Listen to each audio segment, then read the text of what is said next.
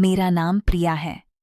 आज मैं आपको अपनी जिंदगी की एक ऐसी प्रेम कहानी सुनाने जा रही हूं जो एक साधारण से फोन कॉल से शुरू हुई थी। मुझे बिल्कुल नहीं पता था कि एक गलत नंबर मेरी पूरी जिंदगी बदल देगा। यह बात तब की है जब मैं कॉलेज खत्म करके घर पर प्रतियोगी परीक्षाओं की तैयारी कर रही थी। एक शाम मैं अपने कमरे में पढ़ रही थी। तभी मेरे फोन पर एक अनजान नंबर से कॉल आया। मैंने फोन उठाया। दूसरी तरफ से एक लड़के की आवाज आई, हेलो, क्या रोहन से बात हो सकती है? मैंने कहा, सॉरी, आपने गलत नंबर लगाया है। वह हंस पड़ा, ओह माफ कीजिए, और कॉल कट गया। मुझे लगा बात खत्म हो गई, लेकिन कुछ देर बाद उसी नंबर से मैसेज आया, सॉरी, आपको परेशान कर दिया। मैंने जवाब दिया, कोई बात नहीं। बस यहीं से हमारी बातचीत शुरू हुई। उसका नाम आदित्य था।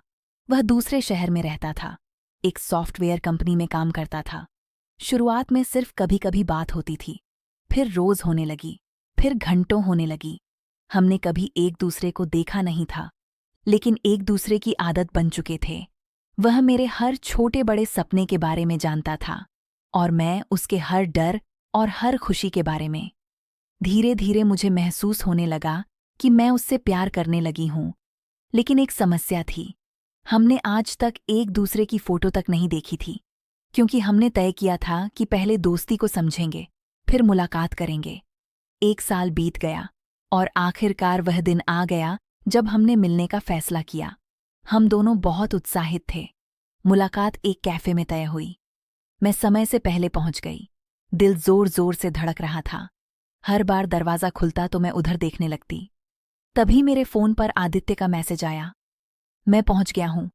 मैंने चारों तरफ देखा, लेकिन वहां कोई ऐसा लड़का नहीं था जिसे मैं पहचान सकूं। तभी दूसरा मैसेज आया, प्रिया, मुझे तुमसे एक सच कहना है। मेरा दिल धड़क उठा। मैंने जल्दी से मैसेज खोला, और जो लिखा था उसे पढ़कर मेरे होश उड़ गए। मैंने तुम्हें अपने बारे में एक बहुत बड़ी बात नहीं बताई, और शायद यह जानने के बाद तुम मुझसे कभी मिलना नहीं चाहोगी। आदित्य का मैसेज पढ़ते ही मेरे हाथ कांपने लगे। दिल की धड़कनें अचानक तेज हो गईं। एक साल से हम रोज बात कर रहे थे। हम एक दूसरे के सबसे अच्छे दोस्त बन चुके थे, और अब हमारी पहली मुलाकात के दिन वह ऐसा क्या बताने वाला था? मैंने तुरंत जवाब भेजा, क्या बात है? कुछ सेकंड बाद उसका मैसेज आया, पहले वादा करो कि पूरी बात सुनोगी।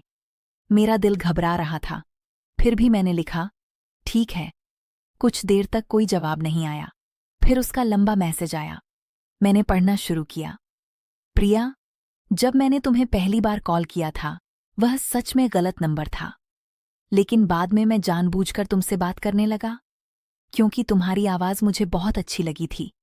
मैं हल्का सा मुस्कुराई, लेकिन आगे पढ़ते ही मेरी मुस्कान गायब हो गई। मैंने तुम्हें अपनी नौकरी, अपने शहर और अपनी जिंदगी के बारे में सब कुछ बताया, लेकिन एक बात छिपा ली, मैं व्हील चेयर पर हूं। मेरी सांस जैसे रुक गई। मैं स्क्रीन को देखती रह गई। आदित्य ने आगे लिखा, 3 साल पहले मेरा एक्सीडेंट हुआ था। उसके बाद से मैं चल नहीं सकता। मुझे डर था कि अगर मैं शुरू में यह बता दूंगा तो शायद तुम मुझसे बात करना बंद कर दोगी। मेरी आंखें नम हो गईं। अब मुझे समझ आ गया था कि वह इतना डरा हुआ क्यों था। तभी उसका एक और मैसेज आया, मैं कैफे के बाहर हूं। अगर तुम चाहो तो बिना मिले वापस जा सकती हो। मैं तुम्हें कभी परेशान नहीं करूंगा। मेरे हाथ कांप रहे थे।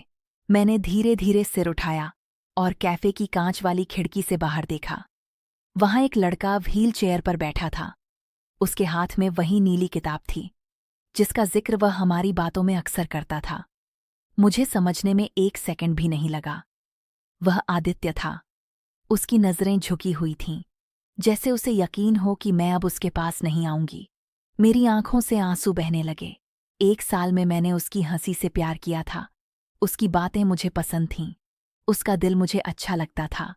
फिर उसकी व्हील चेयर से क्या फर्क पड़ता था? मैं धीरे धीरे अपनी कुर्सी से उठी और कैफे के बाहर उसकी तरफ बढ़ने लगी। लेकिन तभी सड़क की दूसरी तरफ से तेज रफ्तार में आती एक कार नियंत्रण खो बैठी। लोग चीखने लगे, और अगले ही पल वह कार सीधे आदित्य की तरफ बढ़ने लगी। तेज रफ्तार कार को आदित्य की तरफ आते देख मेरे होश उड़ गए। पूरा सड़क का माहौल अचानक चीख पुकार से भर गया। लोग इधर उधर भागने लगे, लेकिन आदित्य की व्हीलचेयर सड़क के किनारे फंसी हुई थी। वह उसे तेजी से हिला नहीं पा रहा था। मेरे दिल की धड़कनें रुक सी गईं। मैं पूरी ताकत से उसकी तरफ दौड़ी। आदित्य! मेरी आवाज सुनकर उसने सिर उठाया। उसकी आंखों में डर साफ दिखाई दे रहा था। अगले ही पल मैंने उसकी व्हीलचेयर को जोर से धक्का दिया। व्हीलचेयर फुटपाथ की तरफ खिसक गई और कार उसके बिल्कुल पास से निकल गई। कुछ सेकंड के लिए सब कुछ शांत हो गया। मैं घुटनों के बल बैठ गई। सांसें तेज चल रही थीं। आदित्य भी मुझे देख रहा था। उसकी आंखों में आंसू थे। तुम चली क्यों नहीं गई? मैं भी रो पड़ी। क्योंकि मैं तुमसे प्यार करती हूं आदित्य। पहली बार मैंने अपने दिल की बात कह दी थी। आदित्य की आंखों से आंसू बह निकले। वह कुछ बोल नहीं पाया, बस मुस्कुराता रहा। उस दिन हम घंटों साथ बैठे। पहली बार आमने सामने बातें की। पहली बार बिना फोन के एक दूसरे को महसूस किया। और मुझे लगा कि मैं दुनिया की सबसे खुश लड़की हूं। लेकिन उसी शाम जब हम कैफे से बाहर निकले, आदित्य को अचानक एक कॉल आया। कॉल सुनते ही उसके चेहरे का रंग उड़ गया। उसके हाथ कांपने लगे। मैं घबरा गई। क्या हुआ? आदित्य कुछ सेकंड तक चुप रहा, फिर धीमी आवाज में बोला, हॉस्पिटल से फोन था। मेरे टेस्ट की रिपोर्ट आ गई है। मेरा दिल बैठ गया। क्या लिखा है रिपोर्ट में? आदित्य की आंखें नम हो गईं। उसने कांपती आवाज में कहा, डॉक्टरों को एक नई उम्मीद मिली है। मेरे चेहरे पर मुस्कान आने लगी, लेकिन अगले ही पल उसने आगे कहा, ऑपरेशन हो सकता है, लेकिन उसमें मेरी जान जाने का भी बड़ा खतरा है। मेरे पैरों तले जमीन खिसक गई। जिस इंसान को मैंने अभी अभी पाया था, क्या मैं उसे फिर से खोने वाली थी? आदित्य मेरी तरफ देख रहा था और उसकी आंखों में वही सवाल था, क्या मैं इस लड़ाई में भी उसका साथ दूंगी? आदित्य की बात सुनकर मेरी आंखों से आंसू बहने लगे। अभी कुछ घंटों पहले ही तो हमने पहली बार एक दूसरे को देखा था। अभी तो हमारी कहानी शुरू हुई थी और अब जिंदगी हमारे सामने एक नई परीक्षा लेकर खड़ी थी।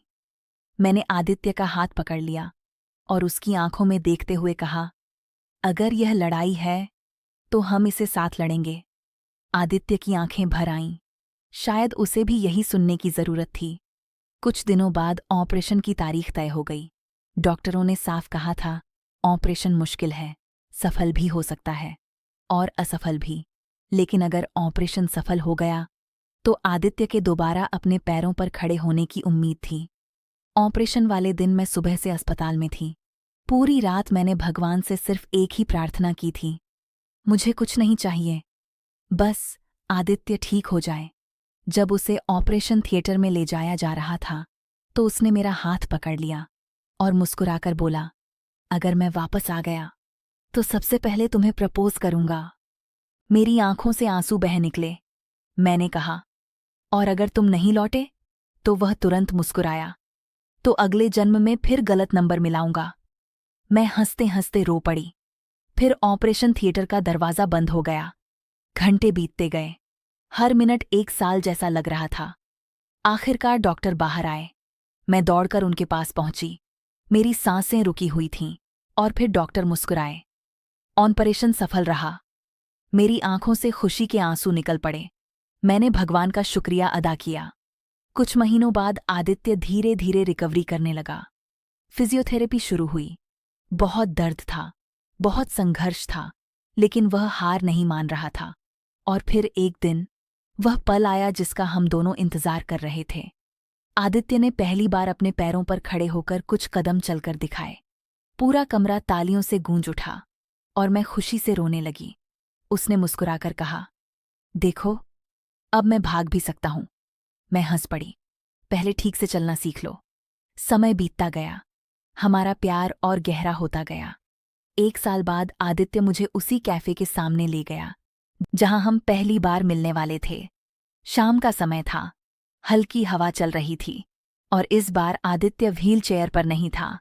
वह अपने पैरों पर खड़ा था। उसने मेरी तरफ देखा, फिर जेब से एक छोटी सी अंगूठी निकाली और घुटनों के बल बैठ गया। एक गलत नंबर ने मेरी जिंदगी बदल दी और तुमने मुझे जीना सिखा दिया। प्रिया, क्या तुम मुझसे शादी करोगी? मेरी आंखों से खुशी के आंसू बह निकले। मैंने मुस्कुराते हुए कहा, हाँ, 2 साल बाद हमारी शादी हो गई।